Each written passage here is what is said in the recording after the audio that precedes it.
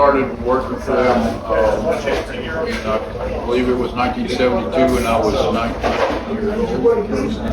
The deal was I worked in both in the kitchen and the bar. When you got a day off, you could wander around. I'd slap a backstage pass on my jeans and I'd wander around the office, stick my head up in the market stacks there, just wonder I can hear it all. And you could go hang out backstage with Frank Zappa, whoever was playing there.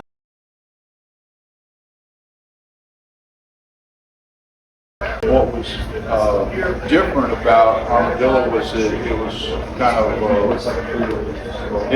everybody went there. The Cowboys, Rodeo Association Cowboys went there, and the Longhairs went there. And when Eddie convinced him that it wasn't just a hippie hangout with a bunch of hippies, he agreed big time. Eddie Wilson was a fan of all kinds of music. You know, I went to his apartment once, thinking I wonder what he's going to put on the turntable. And he played classical. Yeah, he listened to everything, and he booked every kind of music as well. Yeah, a bunch of rock band, J. Giles band, played there, and a lot of blues guitarists like B.B. and Albert King. Yeah, all kinds of music.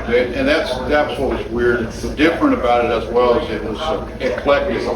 Yeah, they could have a country band one night, and they'd have a string quartet out in the beer garden, and they'd have rock musicians from England and the States, all over.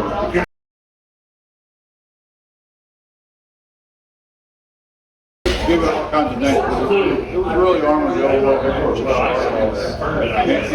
Still, we're not Nashville, we're not LA or New York, but that's put Austin on the map. And you know, they still have all these things that are associated with the name Armadillo, like the Armadillo Festival they have. Yeah, so it never really went away. And that's not to say that music is awesome before that, but it really brought everybody together as far as, like I said, from different backgrounds, all under one roof. And I also don't believe that Austin is the capital of anything.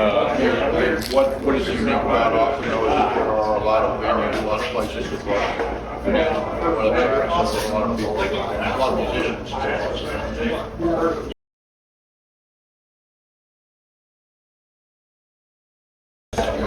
Things that I remember. I remember not knowing what the beef was with Willie Nelson until I read about it. Eddie explained it had something to do with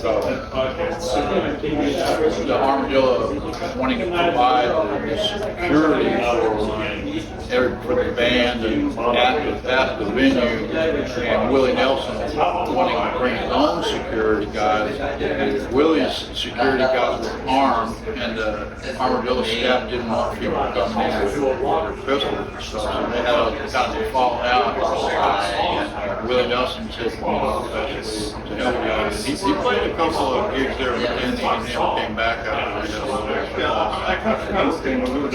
was like, you want to talk to me about the book? Yeah, I recommend that book. As I said, if you want to know details about what went on at that place and in that era, he cut every page I read. I was like, oh yeah, I remember that. I was there. I remember that. You know, so yeah, it's an awesome book written by Eddie. He personalized it for me too. So. Yeah, that's solid. Here's the story. So when he found me, him and Bobby Hederman and Mike Hare, a couple of guys that worked there early on, came there for breakfast, and he hired me. There was an old man that worked at the diner. His name was Earl. And these frat boys here in Austin used to go there in the middle of the night drunk, and they would make fun of Earl. And he was a kindly old man. He was a fry cook, and a kindly old man that didn't care much that they picked on him. He was kind of proud. He was like a mascot, sort of, almost. They'd come and kind of make fun of him. So I got nicknamed when the frat boys there saw me waiting tables. They said, "Oh, you must be Little Earl." Not that I was little, but I was young, and he was old. So they called me Little Earl. Okay. And that's what Eddie's talking about here when he says, Little Earl, you're well named, because Eddie was a big fan of Earl and he hated it that those frat boys picked on him all the time. Oh,